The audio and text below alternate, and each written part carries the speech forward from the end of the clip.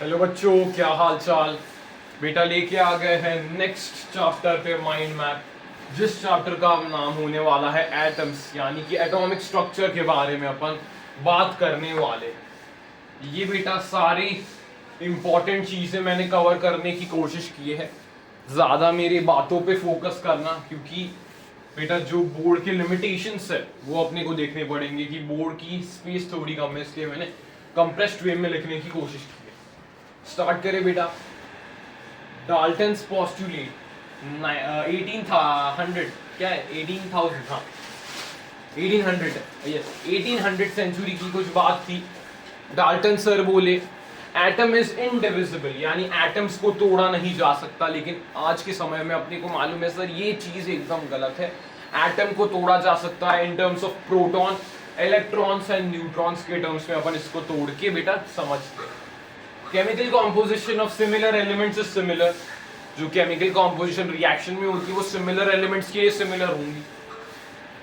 Atom as a whole is neutral बेटा। Atom as a whole एक neutral चीज है। ये उन्होंने बेटा सही बात की कि एटम बेटा न्यूट्रल कॉन्सेप्ट है। Atom can not be created, atom can not be destroyed. ये एक न्यूट्रल चीज होती है। यस सर, पहला डाल्टन्स पोस्टुलेट आपके एनसीईआरटी में नहीं दिया गया है, लेकिन तभी मैंने ब्रीफ में लिखा है, छोटा पार्ट लिखा है। आगे कॉन्सेप्ट आता है बेटा थॉमसन्स मॉडल का। यहां से एनसीईआरटी कुछ बात कहना चालू करती है कि मॉडल्स आने लगी, एटम्स का स्ट्रक्चर लोग एक्सप्लेन करने की कोशिश करने लगे। तो एटम्स का स्ट्रक्चर पहले कोशिश किन्होंने की सर? थॉमसन मॉडल ने की। थॉमसन्स का मतलब मॉडल कैसा था इनका बेटा? मॉडल अपन बोल सकते हैं वाटरमेलन मॉडल था, या प्लम पुडिंग मॉडल इसको बोल सकते हैं। Atom as a whole is neutral. उन्होंने बोला कि पॉजिटिव स्फीयर है, उसमें इलेक्ट्रॉन्स एम्बेडेड होते हैं। ये रेड कलर का पॉजिटिव स्फीयर है वाटरमेलन की तरह, और ब्लैक कलर के जो बीज है बेटा वो अपने इलेक्ट्रॉन्स होने वाले। पॉजिटिव स्फीयर होता है एंड इलेक्ट्रॉन्स ऐसे होता है। तो बेटा ये अरेंजमेंट उन्होंने कुछ देने की कोशिश की और बोले एटम न्यूट्रल है, जितना पॉजिटिव चार्ज है उतना ही बेटा नेगेटिव चार्ज है। यहाँ पे ड्रॉबैक्स की बात करेंगे उनके, वो बेटा रदरफोर्ड की अल्फा पार्टिकल स्कैटरिंग को एक्सप्लेन नहीं कर पाए। सेकेंड इज दैट उन्होंने कुछ स्पेक्ट्रम की बात नहीं की। उन्होंने क्या स्पेक्ट्रम होता है उसकी कुछ जिक्र नहीं किया। उसके बाद बेटा एक्सपेरिमेंटेशन में मैंने एक्सपेरिमेंट को यहाँ पे डायग्रामेटिकली रिप्रेजेंट करने की कोशिश की। अपन एक रेडियो एक्टिव मेटल लेते हैं, यहाँ पे मैंने बिस्मुथ लिया है, वो एक रेडियो एक्टिव सब्सटेंस है।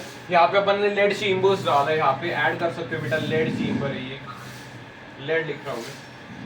ये बेटा रेडियो एक्टिविटी को बहुत अच्छे से अब्सॉर्ब करता है और उसी नैरो एरिया से सारी अपनी अल्फा पार्टिकल्स लिबरेट होने वाले।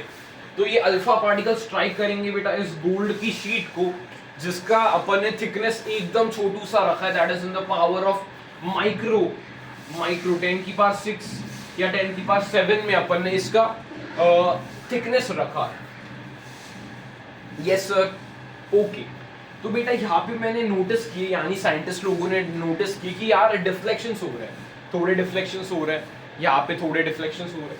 तो यहाँ पे उन्होंने कंफ्यूजन किया कि मैनी अल्फा पार्टिकल्स बेटा अनडिफ्लेक्टेड चले गए, मैनी अल्फा पार्टिकल बेटा अनडिफ्लेक्टेड चले गए, यानी एटम्स की ज्यादा स्पेस खाली होती है। Few of them deflected by small angles, small angle से बेटा फ्यू ऑफ देम डिफ्लेक्ट कर गए। 1 in 8,000 past and more than 90 degree का बेटा उनका डिफ्लेक्शन था।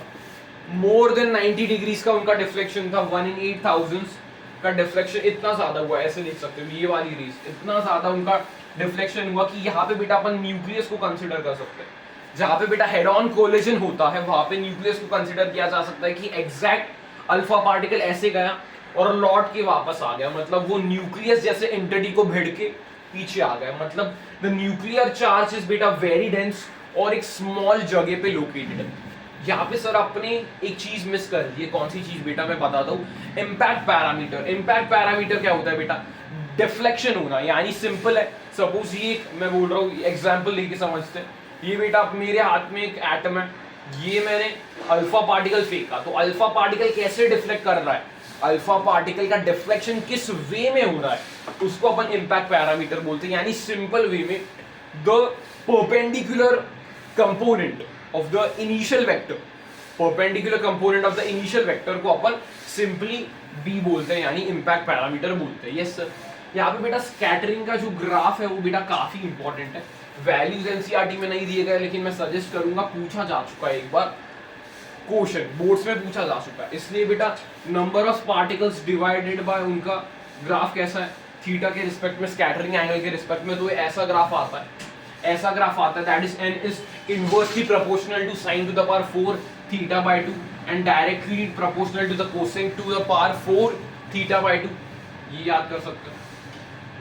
डिस्टेंस ऑफ क्लोजेस्ट अप्रोचमेंट, मतलब इसका सिंपल मीनिंग क्या है कि बेटा अल्फा पार्टिकल को कितने स्पीड से हम फेंके कि वो बेटा क्लोज पहुंच सके न्यूक्लियस के, कितनी क्लोज वो एटम से पहुंच सकता है, उसको बेटा अपन क्लोजेस्ट अप्रोच बोलते हैं। R0 is equals to 2k Ze square by ke, that is the kinetic energy which is half mv square।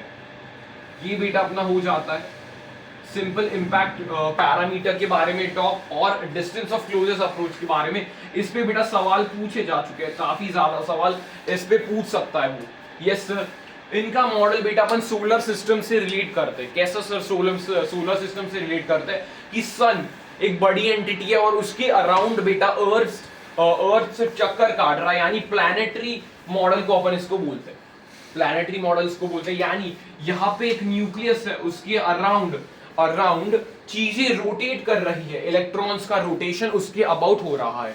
Yes sir, उसके अबाउट रोटेशन हो रहा है।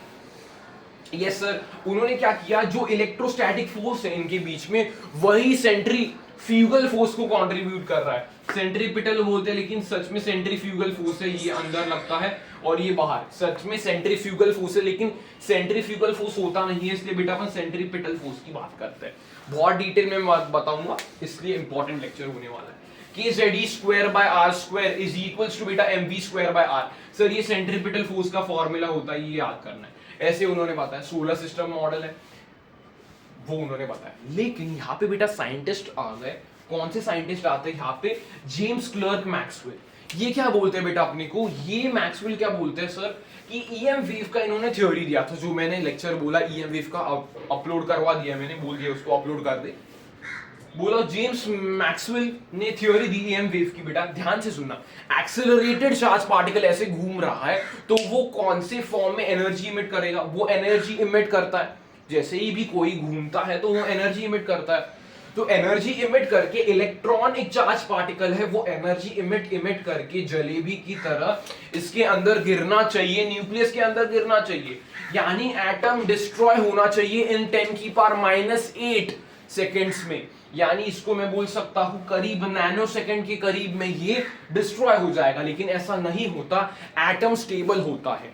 तो इनको चैलेंज किसने किया बेटा? डायरेक्टली रदरफोर्ड को चैलेंज मैक्सवेल सर ने किया कि आपकी थ्योरी में थोड़ी गड़बड़ है। तो ड्रॉबैक्स क्या है, ये ड्रॉबैक इसको मेंशन कर सकते हो आप, ये वाला ड्रॉबैक मेंशन कर सकते हो। एंड एटम की स्टेबिलिटी की बात नहीं की, जो भी बात की वो गलत प्रूफ कर दी जेम्स मैक्सवेल ने। हाइड्रोजन का स्पेक्ट्रा इन्होंने बताया बेटा कंटिन्यूअस स्पेक्ट्रा होता है। कैसा स्पेक्ट्रा होता है बेटा?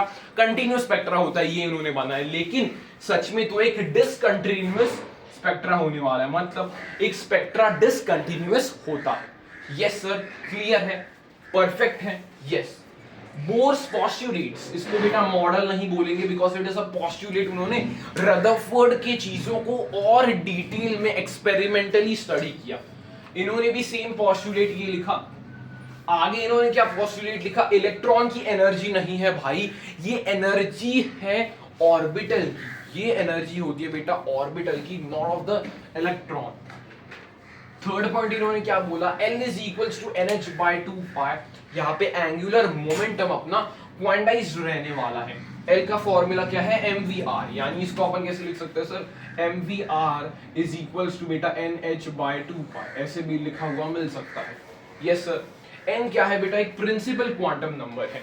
मतलब सर एनसीईआरटी में इतनी गहरी बात लिखी है कि ये क्लासिकल मॉडल और क्वांटम मॉडल के बीच में का मॉडल है। मतलब इन्होंने, इनके कारण ही क्वांटम मैकेनिक्स बाद में स्टार्ट होने वाली है इन साइंटिस्ट के बारे में। Yes sir. इसका प्रूफ बेटा किसने दिया था? कौन कमेंट करेगा? इसका प्रूफ किसने दिया? कमेंट करके बताऊं किसने प्रूफ दिया?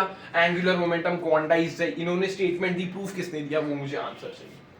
थर्ड है बेटा energy emitted or absorbed by electron is E is equals to E final minus E initial is equals to E h nu, sorry h nu, that is h is the Planck's constant. ये मैंने dual nature में भी बताया था, मतलब जो energy emit electron करेगा या जो अब्सॉर्ब करेगा that is 6.626 into 10 to the power minus 34 into the frequency that is nu.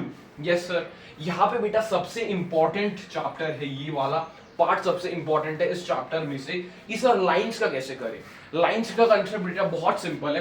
कुछ भी चीज 1 पे आएगी, लेमन सीरीज में आएगी. लेमन सीरीज बेटा यूवी स्पेक्ट्रम में है, यूवी स्पेक्ट्रम में आता है. कुछ भी चीज बेटा 2 पे आएगी तो वो बालमल सीरीज की होगी.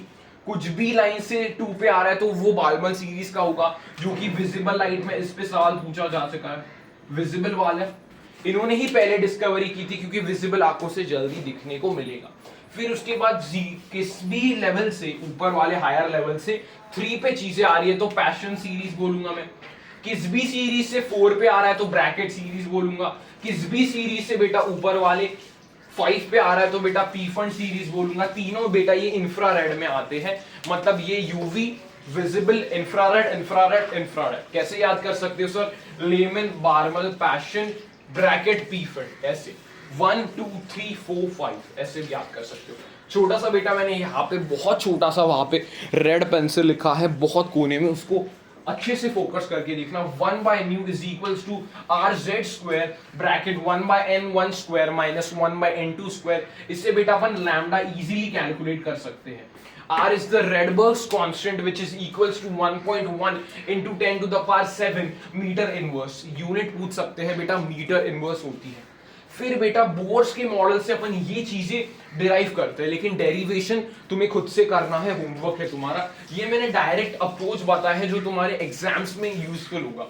R is equals to R naught n square by Z. R naught is 0.53 Armstrong. V is equals to 2.18 into 10 की power 6 Z by n. K is equals to 13.6 Z square by n. ये बेटा EV में है, n square. ये बेटा EV में सारे values energy के मैंने दिए, उसको जूल्स में आप कन्वर्ट कर सकते हो. P is equals to -2 into 13.6 into Z square by n square. T is equals to -13.6 Z square by n square. यानी T और P में क्या रिलेशन है बेटा? ये -2 टाइम्स है एक दूसरे का. K और T में क्या रिलेशन? ये सर एक दूसरे का माइनस साइन में कन्वर्जन है. मतलब अगर मैं बोलूंगा सर ये T में माइनस की साइन क्यों आई, आपका डाउट है सर टी में माइनस की साइन क्यों है? माइनस की साइन बताती है बेटा स्टेबिलिटी बताती है. माइनस की साइन स्टेबिलिटी बताती है और इलेक्ट्रॉन का bound nature towards the nucleus बताती है कि इलेक्ट्रॉन एक बाउंड सिस्टम में प्रेजेंट है. टाइम पीरियड का क्या होता है? Time period is equals to n cube by z square या frequency is equals to z square by n cube. और यहाँ पे बेटा मैग्नेटिक फील्ड का पूछा गया था. Magnetic field is z cube by n phi. Z cube by n phi होता है बेटा मैग्नेटिक फील्ड, यानी simply magnetic field is inversely proportional to Z to the power 5. ये एक बार पूछा जा चुका है जेई में, लेकिन बोर्ड्स के लिए वरी करने की जरूरत नहीं. और यहाँ पे इसका सर डीमेरिट आपने लिखा ही नहीं है, ध्यान से बोल रहा हूं सुनना. इसका डीमेरिट क्या है सर? ये हाइड्रोजन लाइक स्पीशीज के लिए ही वैलिड है, सिंगल इलेक्ट्रॉन स्पीशीज के लिए ही ये मॉडल वैलिड होता है. ये ज़ीमैन इफेक्ट स्टार्क इफेक्ट को बिल्कुल एक्सप्लेन नहीं करता.